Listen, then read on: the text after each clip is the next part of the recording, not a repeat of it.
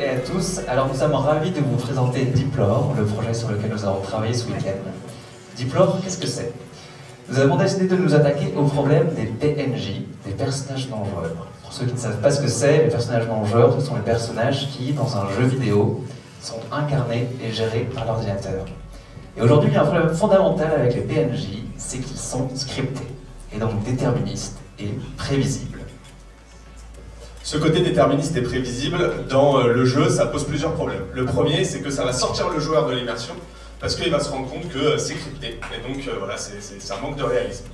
Le deuxième, c'est que ça demande un vrai travail d'écriture très laborieux pour le scénariste, qui va devoir écrire absolument tous les dialogues, alors qu'il pourrait se concentrer sur la conception de la trame narrative, où c'est là où il a sa valeur ajoutée.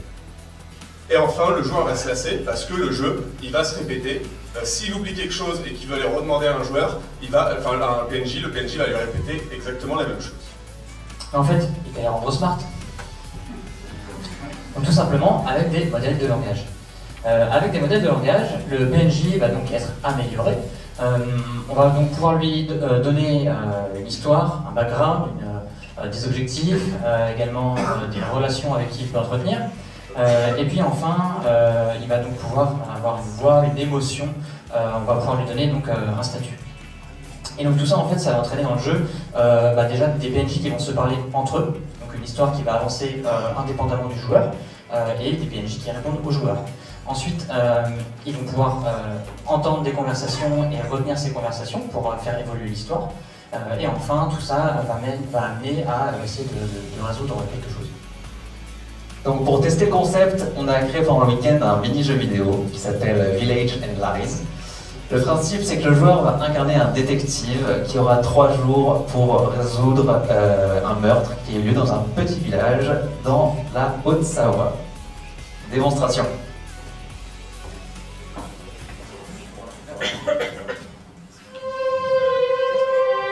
Alors dans Village and Love, vous allez donc incarner un policier qui va mener une enquête sur une histoire de meurtre. Donc pour cela, vous allez devoir rencontrer des PNJ, discuter avec eux, donc vous allez devoir en apprendre un petit peu plus sur eux, tout ça en langage naturel humain, qu'il soit écrit ou oral, et donc les PNJ vont répondre et s'adapter à votre question. Et donc les PNJ vont aussi pouvoir discuter entre eux, vous allez pouvoir entendre leurs conversations et les espionner. Et en fonction de la distance à laquelle vous vous trouvez de cette conversation, vous allez entendre certains éléments ou voir rien du tout. Et donc, grâce à des questions enrichies, vous allez pouvoir en apprendre beaucoup plus sur une histoire qui est beaucoup plus profonde, avec des états d'âme, des sentiments, et peut-être même des histoires de trahison et de mensonges. Tout ça, c'est dans Village and Lies.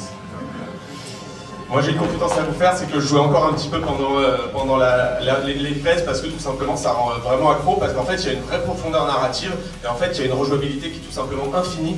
Pour un jeu comme ça d'enquête où en fait la principale ressource c'est de l'information à aller chercher, en fait là ça se prête parfaitement et en fait il y a une vraie valorisation du récit, du travail de l'auteur. Ça veut dire que là on va pouvoir aller explorer tous les fragments narratifs qu'on veut à l'infini. C'est pour ça que nous aujourd'hui on se permet de dire qu'on a un open world narratif, là où peut-être avant on avait des open world graphiques. Là, le joueur va pouvoir explorer à l'infini le scénario de la manière qu'il lui plaît. Et donc, qui ça peut intéresser? Déjà, évidemment, tous les studios de jeux vidéo. Je pense que pendant les prochaines années, il y aura un peu une concurrence très forte sur comment intégrer l'IA dans les jeux vidéo et qu'est-ce qu'on peut en faire. Mais on peut imaginer également quelques autres situations un peu originales. Par exemple, un auteur de polar qui met ses personnages dans une simulation et qui les fait discuter entre eux.